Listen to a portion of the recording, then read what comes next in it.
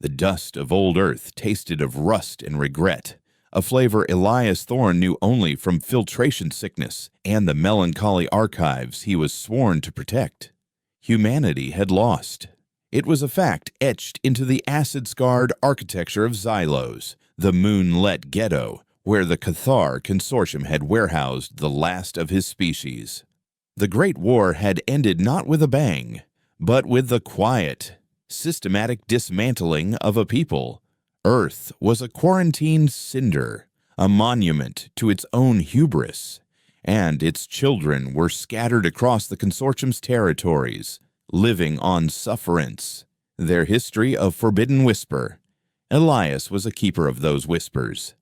In a cramped, sub-level scriptorium, surrounded by the hum of failing life support and the scent of aging data wafers, he curated the ghosts of a fallen civilization. He was an archivist of the Remnant, a title that was both a sacred duty and a death sentence. His work was tolerated by the Cathar overseers, who saw the preservation of a defeated culture's art and literature as a final, pathetic act of surrender. They allowed him to collect the digital echoes of Shakespeare, the symphonies of Beethoven, the fading schematics of the Eiffel Tower, believing it kept the human spirit docile, trapped in a museum of its own making. They were wrong. The true archive, the one that hummed with a dark and terrible energy, was not on the public servers. It was nested deep within a quantum-locked cryogenic core beneath his workstation, a vault known only to a handful of survivors from the old Human Intelligence Directorate. They called it the Tartarus Logs. It was humanity's last and most terrible invention. Not a weapon of plasma or gravitons, but something far more insidious. During the final, desperate years of the war, humanity had stopped trying to outfight the Consortium and had instead dedicated itself to understanding them, to dissecting their enemies with a cold, anthropological savagery. The Tartarus Logs contain the fruit of that labor, the complete psychological, societal, and biological vulnerabilities of every species in the Cathar Consortium. It was a codex of ruin.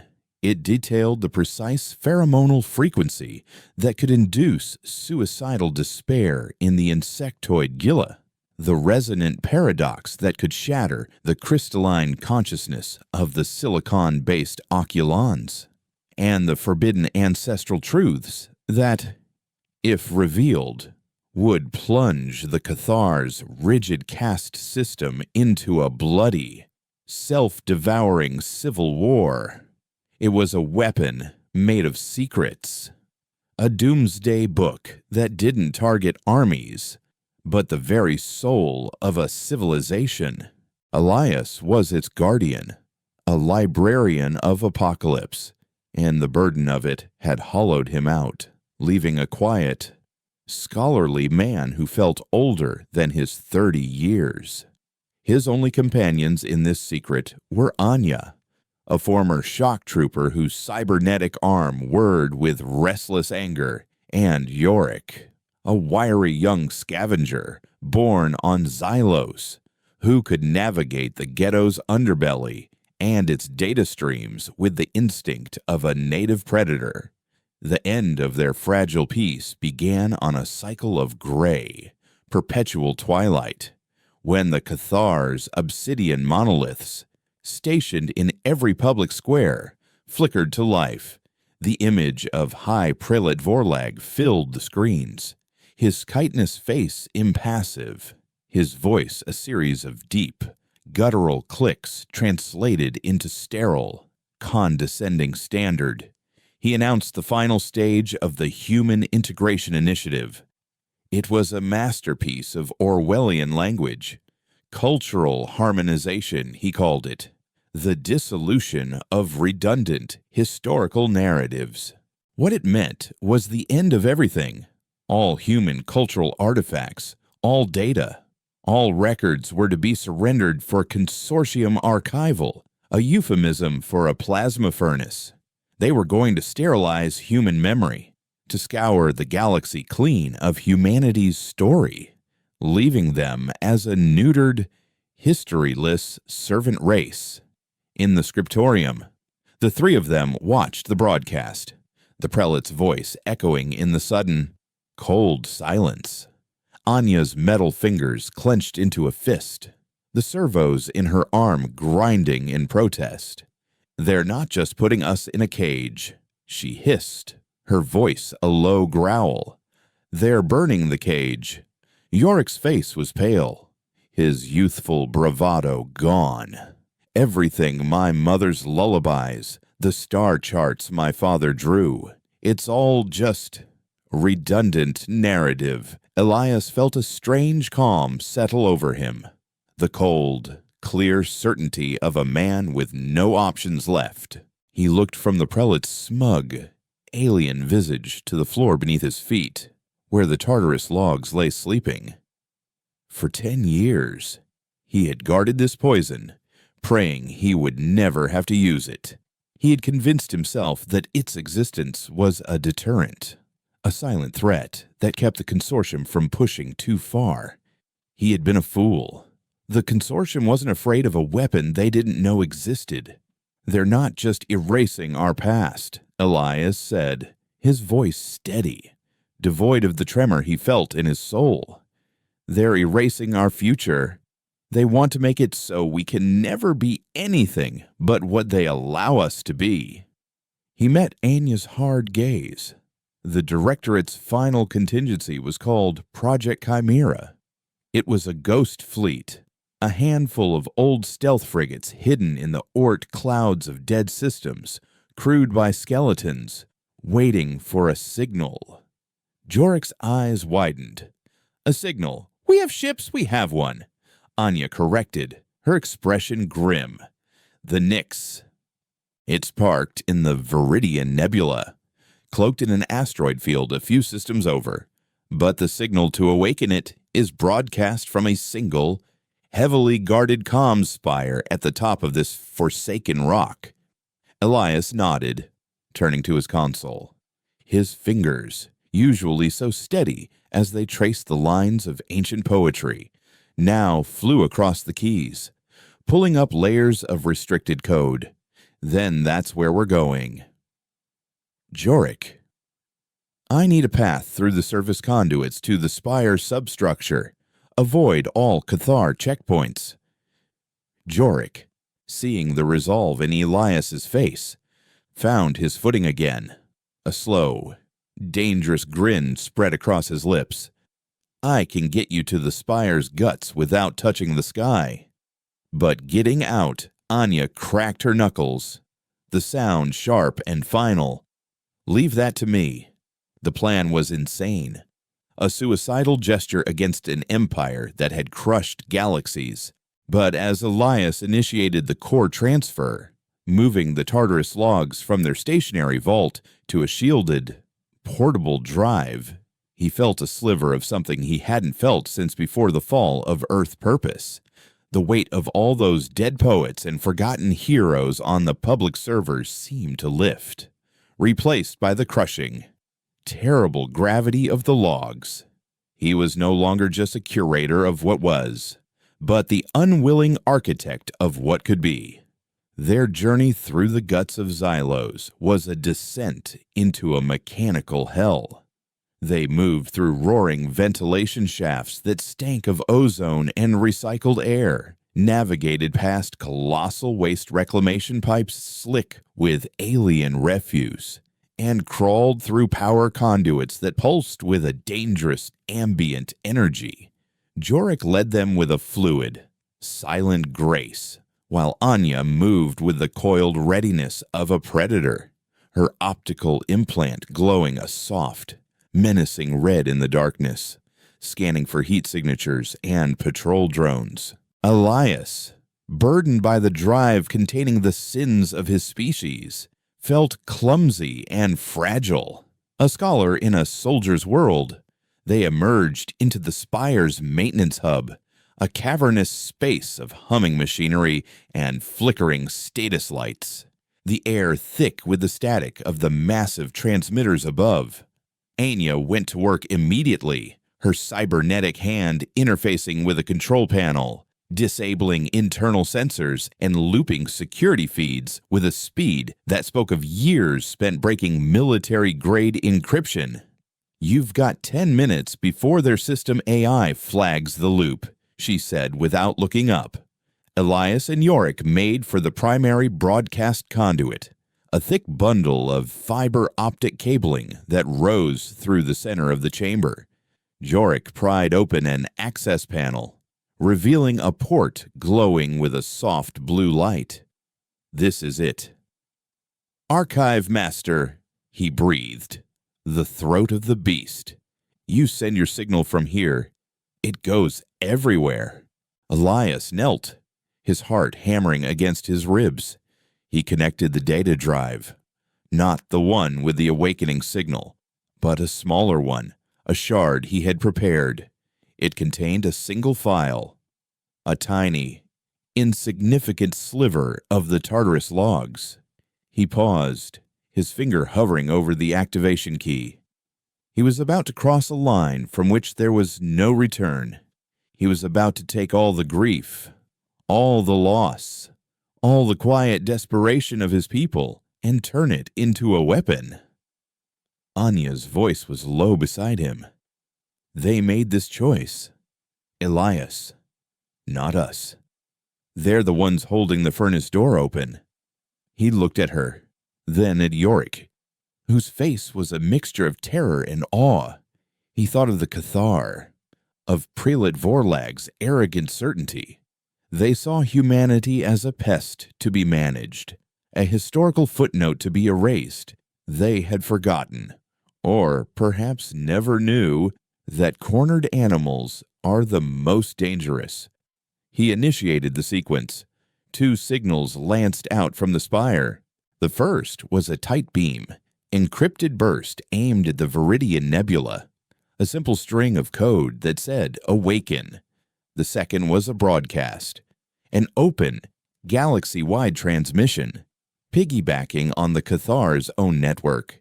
It was a simple data packet, disguised as system chatter directed at every consortium node, from the capital world of Cathar Prime to the furthest listening post on the Galactic Rim.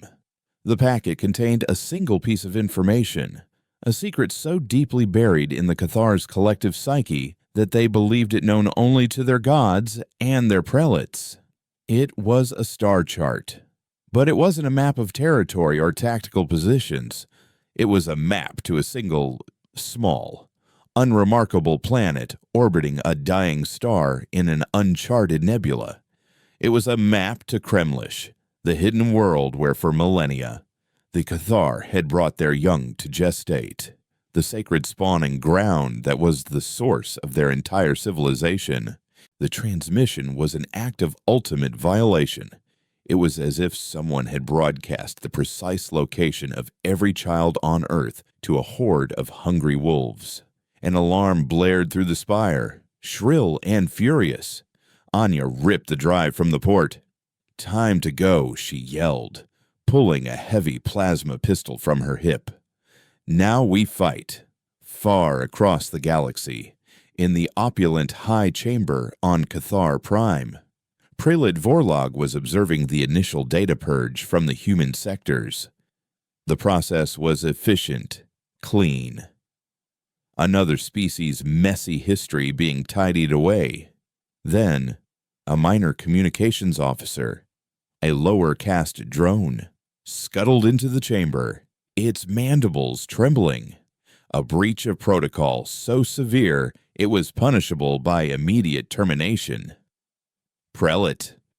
The drone chittered, its voice synthesizer cracking with panic. "An unauthorized broadcast. On all channels. We cannot isolate the source." Vorlag turned slowly, his 4 eyes narrowing in irritation. "What is the nature of this broadcast? Some pathetic human plea for mercy, The officer held out a data slate, its appendages shaking too violently to hold it steady. Vorlag snatched it. On the screen was the star chart, the sacred, secret map. His mind, accustomed to galactic strategy and political maneuvering, blanked for a full second. It was impossible. No other species knew. It was their foundational secret, the bedrock of their security, the key to their dominance. The broadcast wasn't a plea. It wasn't a threat. It was a statement. It was a quiet, chilling whisper that said, "We know where your children sleep." The arrogance on Vorlog's face, an expression that had been fixed for centuries, finally cracked, crumbling away to reveal something no Cathar had shown in 1,000 years: pure, undiluted fear. At that same moment, in the darkness of the Viridian Nebula, the asteroid field shuddered. A chunk of rock and ice the size of a small mountain began to drift apart, revealing not stone, but the scarred, dark gray hull of an old Ares-class frigate. Lights flickered to life along its spine, ancient systems waking from a decade of slumber. On its bow, barely visible beneath the dust of ages, was a name: HFY Nix. A message scrolled across its long-dormant command screen, sent from a moonlit ghetto worlds away. The message was simple. Humanity remembers. Elias, Anya, and Yorick were no longer archivists or soldiers or scavengers. They were ghosts at the helm of a ghost ship, armed with the galaxy's most terrible secrets. And they had just reminded the masters of the universe that you should never, ever leave your enemy with a library. The world dissolved into a cacophony of screeching alarms and the heavy, rhythmic thud of Cathar enforcer boots on metal grating. Anya shoved Elias behind her, the barrel of her plasma pistol glowing a menacing orange as she laid down a curtain of suppressive fire. Bolts of superheated gas hissed through the air, turning a squad of insectoid security drones into molten slag. Jorik, path. Now she barked, her voice cutting through the din. The young scavenger didn't hesitate, diving into a darkened service hatch Elias hadn't even noticed. This way, it leads to the lower reclamation sump. They won't follow us through the raw effluent. Elias scrambled after him, the data drive clutched to his chest like a holy text. Its smooth, cold surface a stark contrast to the fire in his lungs. The weight of it felt different now. Before, it was a potential, a theoretical burden. Now, it was an activated poison, and the sickness was already spreading.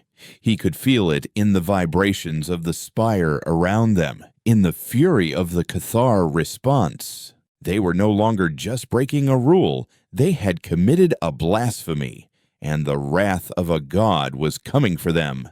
They plunged into a labyrinth of filth and decay, wading through knee-deep muck that steamed with corrosive chemicals. The sounds of pursuit faded, replaced by the gurgle of unseen flows and the scuttling of vermin in the walls. They found refuge in a derelict filtration chamber, a forgotten bubble of corroded metal and stale air. Yorick, breathing heavily, slumped against a wall, his face smeared with grime. Anya remained standing, a sentinel in the darkness, her head cocked, listening. Elias finally allowed himself a moment to think. And the guilt was a physical thing, a crushing weight on his chest. He had done it. He had unleashed the first secret. But what had it cost above them? On the surface of Xylos, he could only imagine the lockdown, the brutal, sweeping arrests, the collective punishment that would be inflicted on the entire human population. He had thrown a stone, and the ripples were drowning his own people. His fears were confirmed when Yorick managed to coax a battered data slate to life, patching into the ghetto's public network. The face of Prelate Vorlag was gone, replaced by a Cathar military emblem and a scrolling text in harsh, blocky letters. A curfew was in effect. All human work details were suspended. All off-world travel was forbidden. Food and water rations were cut by 2/3. And a new face appeared, that of a Cathar with leaner, sharper features than Vorlag. His carapace a polished obsidian black. His title was displayed beneath his image, Inquisitor Kalen. His voice was a cold hiss, a razor blade slicing through the sterile translation. He spoke of human terrorists, of a sacrilegious act of information warfare, and he promised a swift and precise reckoning. His eyes seemed to stare directly out of the screen, cold, analytical, and utterly without mercy. "They sent an inquisitor," Anya murmured, her voice tight. "They don't just want us dead. They want to know what we know. He'll peel this ghetto apart, one soul at a time, until he finds us." Elias looked at the faces of his companions in the dim glow of the slate. Anya, a warrior forged in the fires of a lost war, now grimly accepting a fight she knew she might not survive. Yorick, a child of the ghetto, who had only ever known this cage and was now being hunted for trying to rattle its bars. And himself, the quiet archivist, who had traded his dusty scrolls for a weapon that could unmake worlds. "The Nyx," Elias said, his voice a hoarse whisper. "It's our only hope. It's a ghost. If we can get to it, we can disappear." Anya snorted, a humorless puff of air. "The Nyx is on the other side of a planetary blockade and a Cathar battle fleet that's probably already burning a hole through space-time to get here. We can't even get to the next sector, let alone a ship." It was Yorick who spoke. His earlier fear now hardened into a wiry resolve. "There's one way. Maybe. There are people. Unregistered pilots. Smugglers. They move things the Cathar don't want moved. But they don't work for free. And they don't take risks this big." He was talking about the true underbelly of Xylos, a shadow economy that operated in the cracks of the consortium's rule. Who Anya pressed. "Silent," Yorick said, the name spoken with a mix of reverence and fear. "He's been flying since before the integration. He's human, but they say he doesn't have a side, only a price." Finding Silas was a journey into another kind of hell. Yorick led them through black markets that traded in stolen Cathar tech and forbidden human artifacts, past hidden distilleries brewing potent, dangerous spirits from industrial waste, and into the territory of the Void Hounds, a gang of augmented humans who served as the unofficial muscle of the ghetto's criminal elements. They finally found him in the back room of a gambling den, a place where the air was thick with the smoke of narcotic incense and the low hum of illegal cybernetic modifications. Silas was older than Elias had expected, a man whose face was a roadmap of cynical compromises and hard-won survival. He sat behind a table made from the engine casing of a crashed starfighter, cleaning a vintage kinetic slug pistol, a relic from a forgotten era. He didn't look up as they approached. "Yorick," he said, his voice a low rumble, "you look like you've been swimming in the sump. And you've brought interesting company, a directorate ghost and a librarian." He finally raised his eyes, and they were the color of faded steel, missing nothing. "I saw the broadcast, heard the Inquisitor's bedtime story. You three are the most wanted organisms in the galaxy right now. So this is either a social call, which I doubt, or you're about to ask me to commit professional suicide. Anya stepped forward. We need a ship. We need off this rock. Now. Silas chuckled. A dry, rattling sound. A ship. Of course. And I suppose you have a cargo hold full of refined catharium crystals to pay for it. Elias found his voice. We have something better. He placed the data drive on the table. The Tartarus logs. Silas glanced at it, unimpressed. A library card, I'm touched. It's not a library, Elias said, his voice low and intense. It's a key. A key to everything the consortium wants to keep locked away. You think you're a smuggler. You move goods. Contraband. We can give you information that would make you a king. The location of every secret mining operation in the Outer Rim. The private, encrypted financial ledgers of the Oculon Trade Guild. The precise vulnerabilities in the Gilly Hive's shipping lane security. He leaned forward. The quiet scholar replaced by something harder, colder. We gave the galaxy one secret. For free. Just to get their attention. What do you think a secret is worth? Silas, one that only you know. Silas stopped cleaning his pistol. He stared at the drive, then at Elias. And for the first time, a flicker of something other than cynicism crossed his face. It was the avaricious gleam of a predator who has just spotted the ultimate prize. He was silent for a long time, the only sound the distant chatter of the den. Then, he slowly slid the pistol back into its holster. My ship is the Stray Dog. It's a junk hauler with a few aftermarket modifications. The Cathar impounded it in Docking Bay Gamma 7 after I missed a few tariff payments. The bay is under lockdown, crawling with enforcers. He looked them over, a calculating glint in his eye. You get my ship out of impound, and I'll get you through the blockade. You can have a ride to your little ghost ship. In exchange, he tapped a long, scarred finger on the data drive. I want a key of my own. Something just for me. The complete pre-war geological surveys of the uninhabited systems in the Attican Traverse.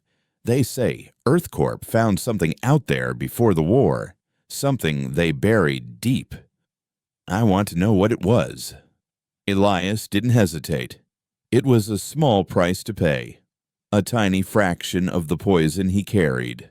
You have a deal. Their plan to break into the docking bay was a frantic, whispered affair, orchestrated in the rattling confines of a cargo container. Yorick mapped the schematics from memory.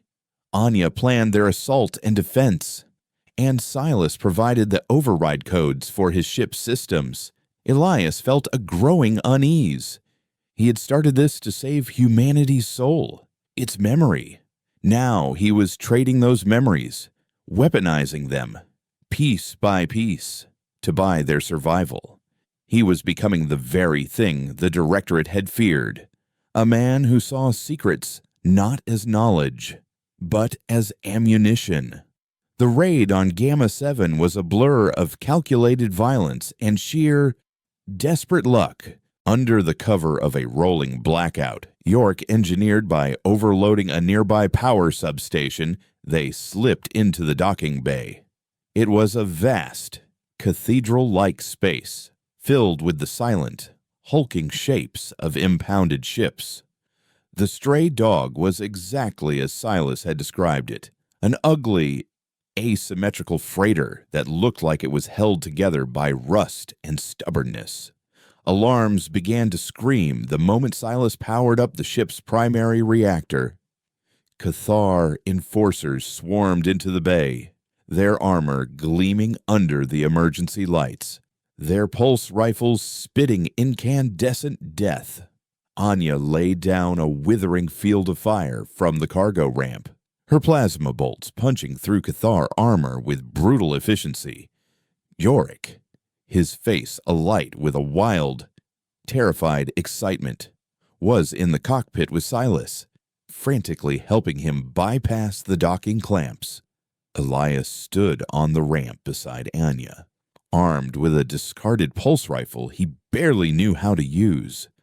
He fired blindly into the advancing ranks, the recoil jarring his shoulder. He saw an enforcer fall, a smoking hole in his chest, and a wave of nausea washed over him. This was the reality of his choice. Not elegant data packets and clever revelations, but the visceral, ugly act of killing. He was no longer a librarian. He was a soldier in a war he had just declared. There, through the clamps, Silas's voice roared over the ship's intercom. "Anya, get him inside. We're leaving." Anya grabbed Elias by the arm, dragging him up the ramp as it began to retract.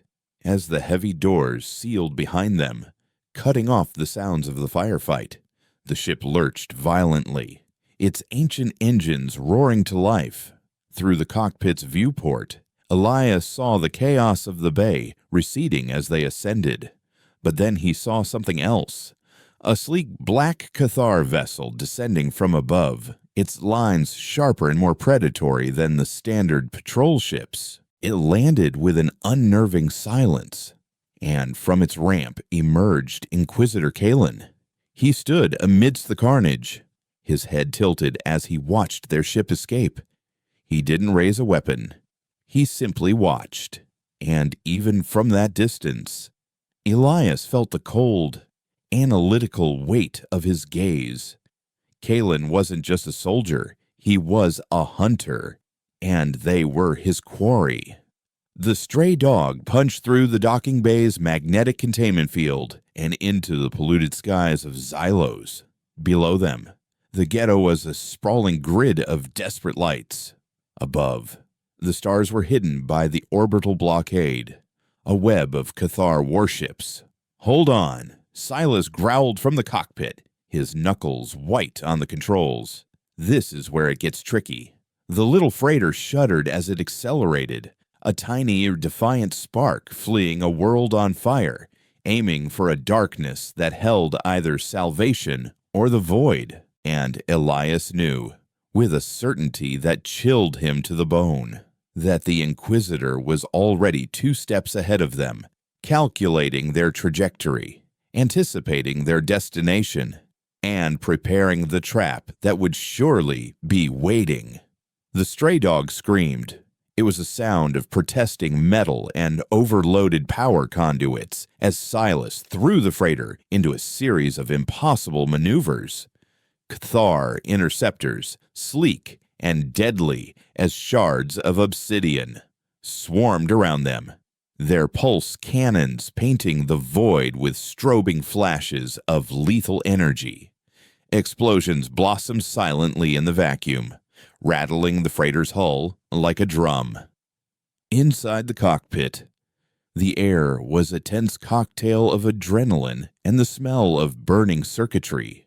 Yorick was strapped into the co-pilot's seat, his eyes wide, his hands flying across a secondary console, deploying countermeasures, clouds of metallic chaff and decoy energy signatures with a speed born of a lifetime spent playing high-stakes digital games. Silas was a man possessed, his cynical slouch gone, replaced by the focused intensity of a pilot who was more machine than man. He wasn't just flying the ship, he was fused with it, anticipating the enemy's fire patterns, weaving through them with a suicidal grace. Their targeting solution is slaved to their capital ships. He grunted, his gaze locked on the swirling chaos outside. They expect us to make a clean run for the jump gate. Amateurs. Instead, he dived, plunging the stray dog back towards Xylos, skimming the upper atmosphere so close that Elias could see the plasma burns from their re-entry scoring the viewport. Alarms shrieked as the ship's heat shields flared to life. Anya, braced against a bulkhead, gripped a handhold so tightly her cybernetic knuckles creaked. "What in the void are you doing?" she yelled over the groaning of the hull. "Using the furniture to block the door," Silas shot back. He angled the ship directly towards a massive Cathar orbital customs platform, a sprawling metal island bristling with antenna and docking arms. The platform's defensive cannons, designed to target outbound vessels, couldn't track their insane trajectory. They shot past it, using its massive structure as a shield.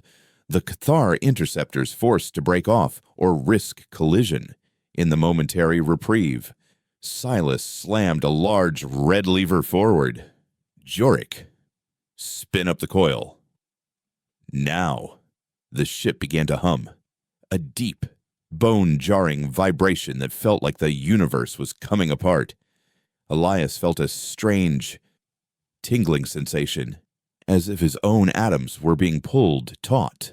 "That's not the standard FTL drive," Anya noted, her voice edged with suspicion.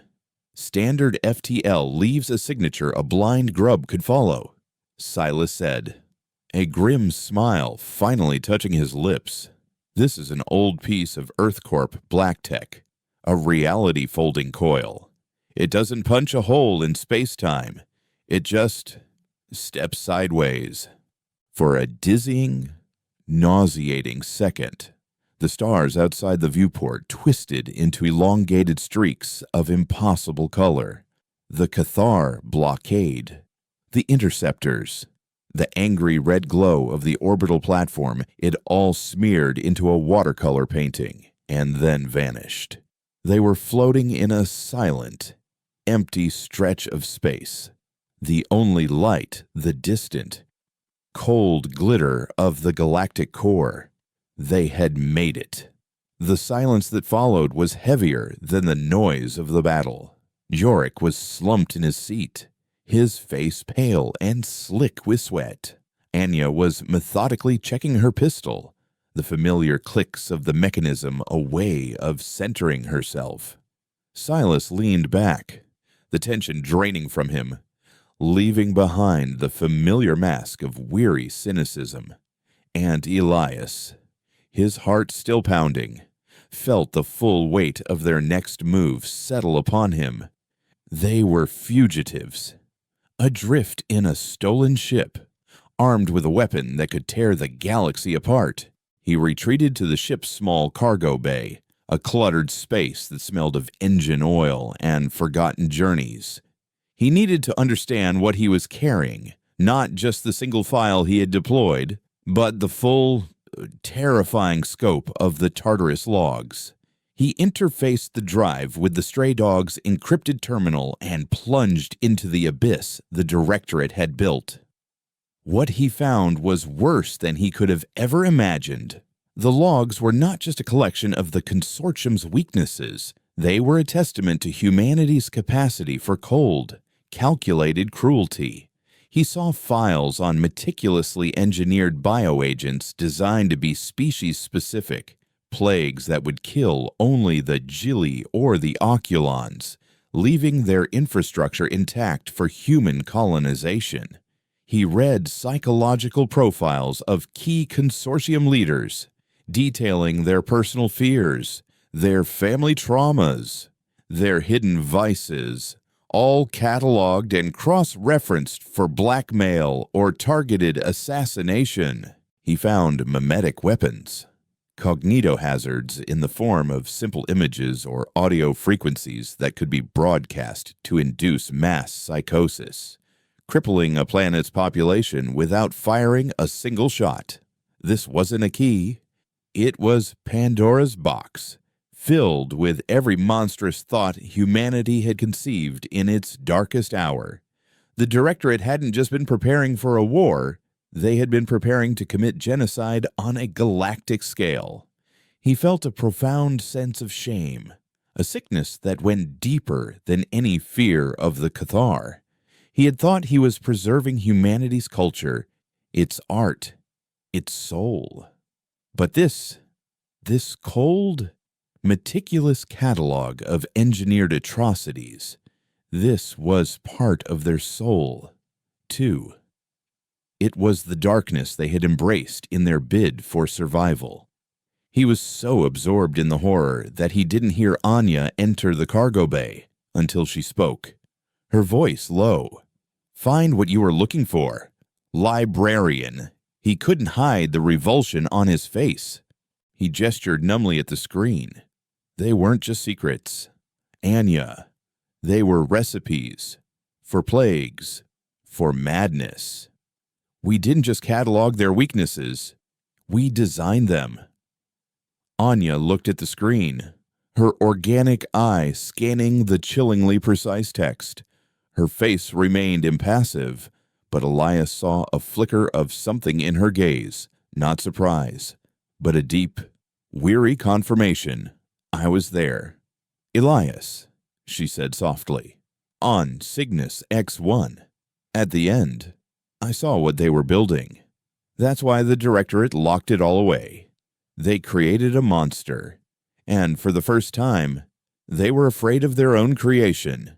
They realized that if we used this to win, we wouldn't be human anymore.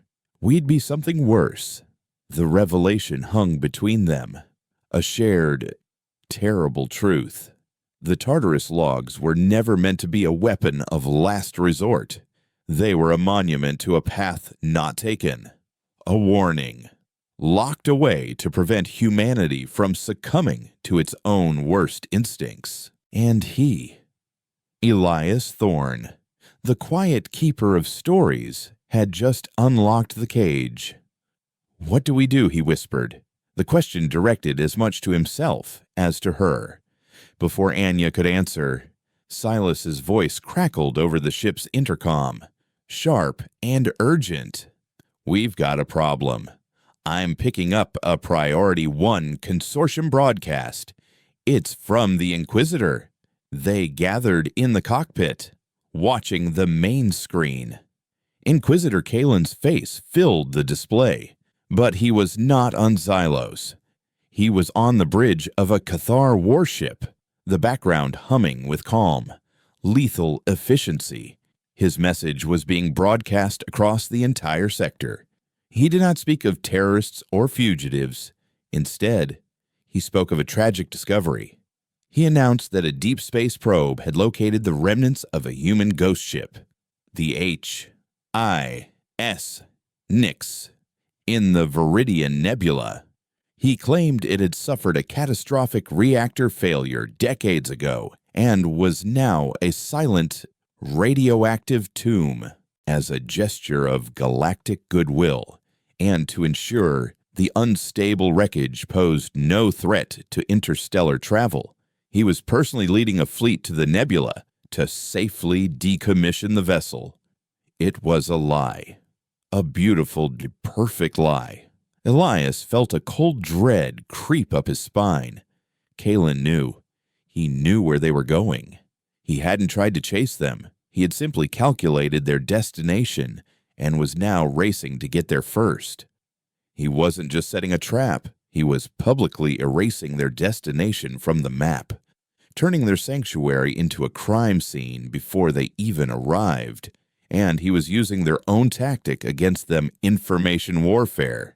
He was shaping the narrative, ensuring that whatever happened in the Viridian Nebula, the official story would be that of a tragic accident, not a battle. "He's hurting us," Silas breathed, his usual cynicism replaced by a grudging respect. He cut off all our other options. "We can't go to another system for help. The whole sector will be on high alert for a rogue human vessel matching our description. He's left us with only one path, straight into his claws." Anya finished, her hand resting on the grip of her pistol. Yorick looked from face to face, his youthful bravado completely gone, replaced by a stark fear. "So what do we do? We can't fight a fleet." A heavy silence fell over the cockpit. They were outmaneuvered, outgunned, and flying directly into an ambush from which there was no escape. It was Elias who broke the silence, his voice quiet but filled with a new, hard-edged clarity. The horror of the Tartarus logs had changed something in him. The shame was still there, but beneath it, an ember of defiance had been kindled. The Directorate had locked the monster away because they were afraid of what they would become. But the Cathar had already decided what humanity would become extinct. The Directorate was afraid of becoming monsters, he said, his eyes meeting Anya's. But they made one mistake. They thought the monster was in this data drive. He tapped the cool metal of the logs. They were wrong. The monster is a choice. We don't have to use their plagues or their madness. But we have a complete blueprint of our enemy's mind, their tactics, their protocols, their command structure. We know how Kalen thinks, how he fights. He turned to Silas. You said the ship can step sideways. Can you make it look like we're not there? A slow, dangerous grin spread across the smuggler's face. The coil can be temperamental, but I can wrap us in a pocket of folded space for a short time. We'll be invisible to every sensor they have. A ghost in the machine. Then that's what we'll do, Elias declared. The quiet archivist, now a strategist. Kalen is expecting fugitives. He's expecting a target. He's not expecting a ghost. We're not going to the Nyx to hide. We're going there to hunt. The crew looked at him, at this sudden transformation from a keeper of the past to a plotter of an impossible future. A new, fragile hope began to dawn in the cramped cockpit of the stray dog. They were still outgunned, still outnumbered, but they were no longer just running. They had a plan, and as Silas angled the ship towards the shimmering, beautiful clouds of the Viridian Nebula, Elias Thorne, the last librarian of a fallen Earth, prepared to write the final, most dangerous chapter of his people's story, using an ink made of secrets and lies. The Viridian Nebula was a graveyard of newborn stars, a celestial tapestry of incandescent hydrogen and swirling, dark dust clouds. It was beautiful, Elias thought, in a violent, chaotic way. A fitting place for a final stand. Silas piloted the stray dog with the delicate touch of a surgeon, navigating through dense pockets of stellar radiation and gravitational anomalies that would have torn a lesser ship apart. He had engaged the reality folding coil, and the effect was profoundly disorienting. Outside the viewport, the nebula looked the same, but to the rest of the galaxy, they were a whisper, a flicker of quantum uncertainty that no sensor could lock onto. They were a ghost ship, haunting the edges of a trap. Kalen's fleet is in position. Anya reported from the tactical console, her voice a low, tense murmur. A holographic display shimmered in the center of the cockpit, showing a swarm of red icons, the Cathar fleet arranged in a precise, inescapable net around a single, dormant blue icon, the Nyx. He's running a classic scythe formation, she continued, tracing a line on the display with her cybernetic finger. Corvettes on the perimeter for sensor sweeps, destroyers in the middle for heavy firepower, and his flagship, the Retribution, sitting right on top of the target. He's not just here to destroy the Nyx. He's planning to dissect it, piece by piece, to make sure there are no other surprises. Elias studied the formation, his mind racing, cross-referencing Kalen's tactics with the thousands of battle scenarios stored in the Tartarus logs. The Directorate had a profile on Inquisitor Kalen. They described him as a brilliant but pathologically methodical strategist. He never took unnecessary risks. His plans were intricate, layered, and built on a foundation of absolute certainty. And that, Elias realized, was his weakness. He's a perfectionist, Elias said, thinking aloud. His entire strategy is based on the assumption that he controls all the variables. He knows we're coming. He knows where we're going. And he knows we have no way to fight his fleet. He's arranged the board perfectly. A perfect board for a game he doesn't know we're playing, Silas added, a flicker of admiration in his voice. So, librarian. How do we flip the table on him? Elias turned to the holographic display, the ghosts of forgotten Directorate strategists whispering in his ear. We don't attack the fleet. We attack his certainty. Kalen's greatest strength is his control. We need to introduce a variable he can't account for, something that forces him to break his perfect formation. He looked at Yorich. You said you could get into any system. The Cathar ships in that fleet are linked by a central battle net. Right. The young scavenger nodded, his fingers already dancing across his console. It's military grade, encrypted with a quantum key that changes every few seconds. But the hub that controls the network, that's on his flagship. Then that's our target, Elias said. Not the ship itself, but its brain. We're not going to fight his ships. We're going to make them fight each other. The plan was audacious, bordering on insane. While Silas kept the stray dog hidden in its bubble of folded space, Jorik, guided by the Directorate's technical schematics from the Tartarus logs, would launch a surgical cyber attack. He wouldn't try to disable the ships, but to subtly alter their targeting and identification data.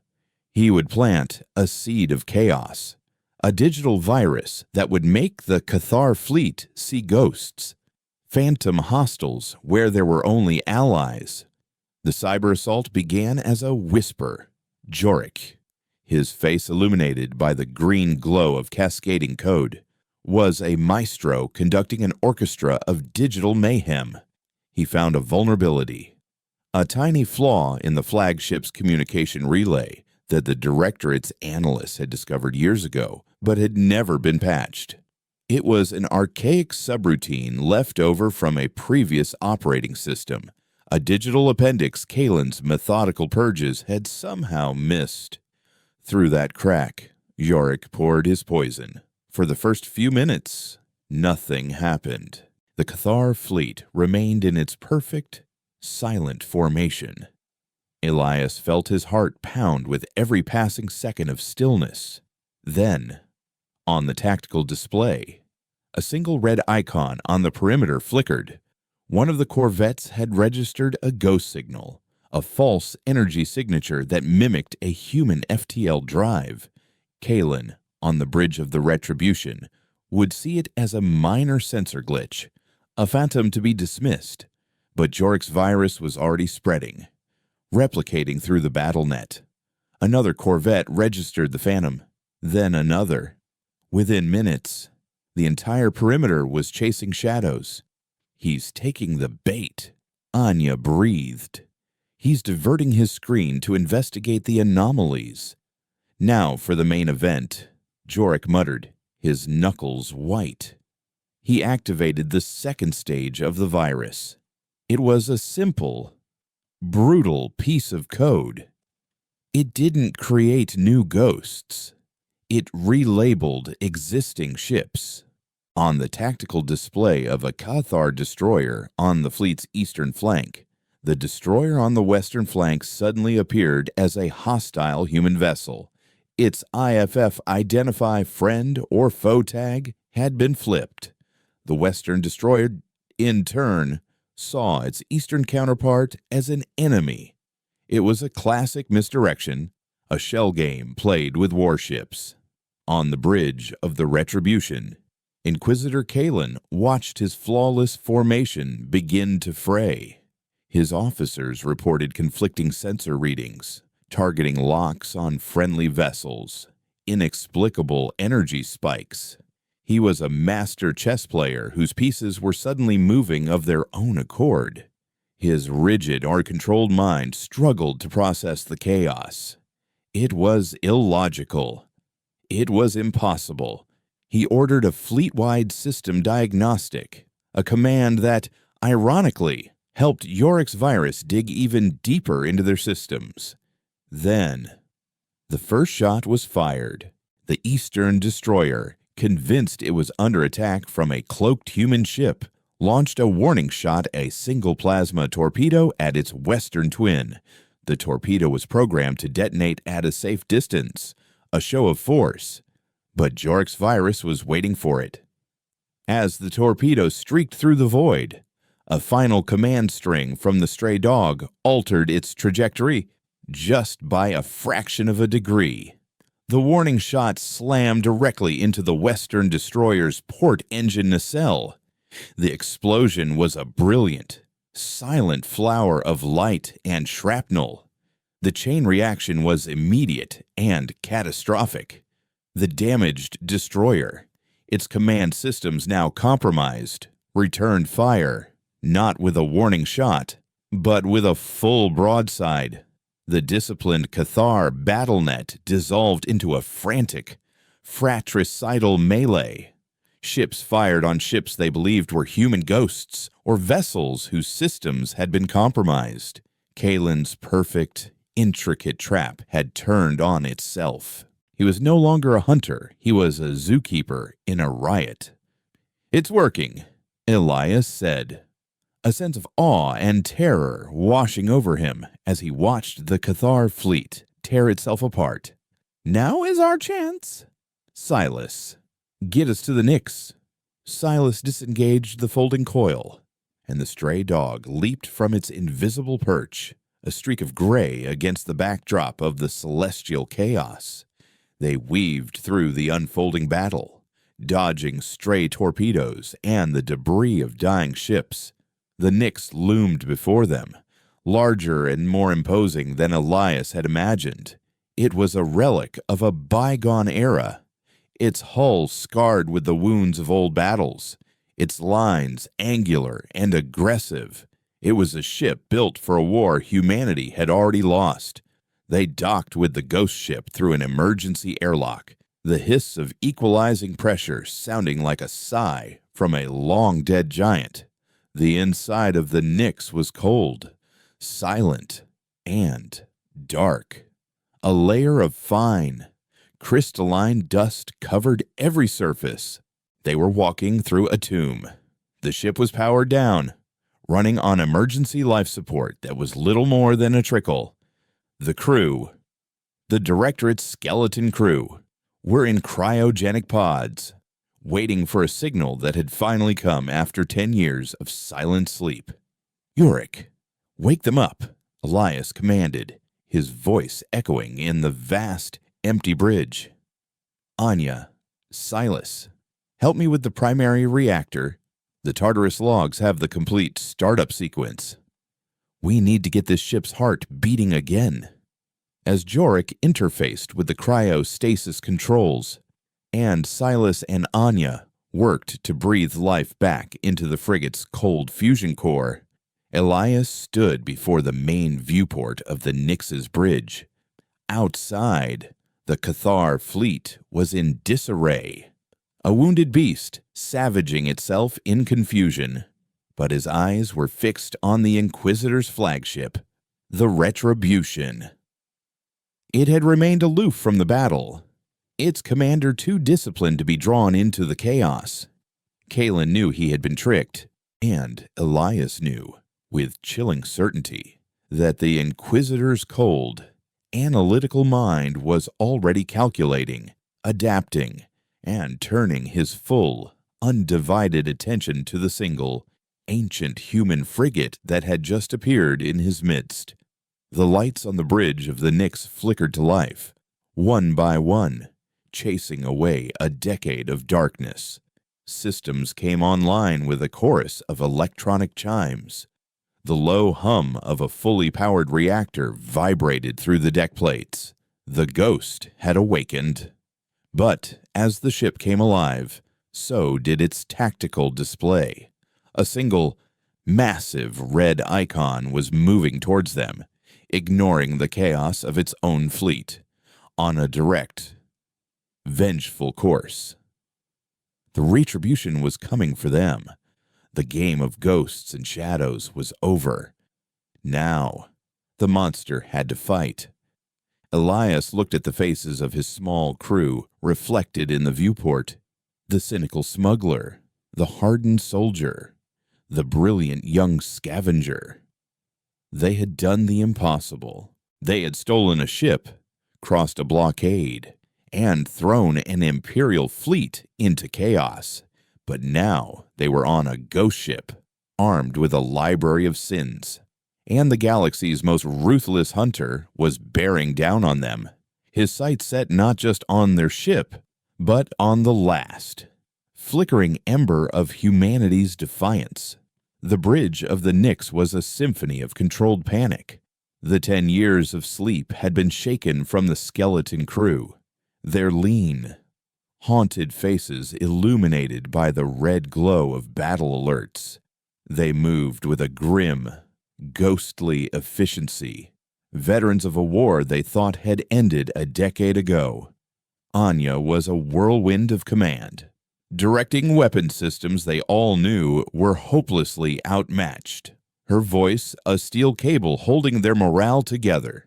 Silas, now permanently grafted to the pilot's chair, was coaxing every last ounce of power from the frigate's ancient engines, preparing for an evasive dance with death. The retribution filled the main viewport, a mountain of black metal and malevolent energy, so close they could see the individual launch tubes of its torpedo bays. It wasn't attacking. Not yet. Kalen was savoring the moment, a predator playing with its cornered prey. Shields at 90%. Anya called out, her voice tight. Weapons are charged, but their energy dispersal field will negate our first 3 volleys. We'll be gutted before we can scratch his paint. Jorik, his console flashing with the Inquisitor's impenetrable firewalls, looked up at Elias, his face ashen. He's locked us out completely. No more tricks. This is just physics. Elias felt the cold, hard reality of their situation. He had outthought his enemy, but he couldn't outfight him. The Tartarus logs, his weapon of secrets, felt useless against the brute force of a dreadnought's plasma cannons. He watched Kalen's ship, a perfect instrument of war, and then he looked at the data slate still connected to his console, the repository of humanity's darkness. He had been so repulsed by the Directorate's monstrous designs that he had missed their true purpose. They weren't just recipes for plagues. They were the results of a deep, obsessive study of their enemies. And the most obsessive study had been reserved for the Cathar. He plunged back into the logs, his fingers flying across the holographic interface, ignoring the rising tension on the bridge. He wasn't looking for a weapon anymore. He was looking for a word, a single, perfect word that could break a mind built on logic. He bypassed the weapon schematics, the bioagent formulas, the tactical analyses. He went deeper, into a sealed section of the archive labeled Anthropological Exigence. It was here the Directorate had stored their most dangerous findings, truths they believed were too volatile for any battlefield. And there, buried beneath layers of encryption that made the rest of the logs look like a children's primer, he found it. A file codenamed Damascus. It wasn't a secret about the Cathar's biology or their technology. It was a secret about their history, their soul. "Elias, what are you doing?" Anya demanded, her attention torn between him and the looming dreadnought. "Kalen is hailing us." "Put him on screen," Elias said without looking up, his mind absorbing the contents of the file with a horrified, electrifying clarity. The face of Inquisitor Kalen appeared on the main view screen, cold, triumphant, and utterly in control. Archivist Thorn, his translated voice hissed, "Your games are over. You have proven to be a more creative pest than I anticipated. But your story, and the story of your species, ends now. Surrender the archive, and I will grant your crew a swift, clean death. Resist, and I will atomize this ship one deck at a time." Elias finally looked up, his eyes meeting the Inquisitor's. The fear was gone, replaced by a strange, quiet pity. "You talk of stories, Inquisitor," Elias said, his voice calm, resonant on the quiet bridge. "But you don't even know your own." He turned to Yorick. "Patch me through to his ship. A direct, unencrypted data stream to the Inquisitor's command console. No one else. They'll trace it. They'll just do it," Elias commanded, his tone leaving no room for argument. As Yorick opened the channel, the Retribution fired. It was a single, precise shot from a smaller cannon, a surgeon's cut. The beam lanced out and struck the Nyx's aft section. The ship screamed. Lights flickered, and a damage report flashed on Anya's screen. Life support was failing in the lower decks. Kalen was demonstrating his power, showing them how easily he could take them apart. "Your time is running out, Archivist," the Inquisitor's voice echoed. Elias ignored him. He began to upload the Damascus file. It was a complete, unaltered historical record, compiled from a dozen alien sources the Cathar had tried to silence over millennia, verified by the Directorate's most brilliant historians. It was the truth of the Cathar's origin. They were not the proud, dominant species who had achieved sentience on their own, the divinely ordained rulers of the galaxy their religion claimed them to be.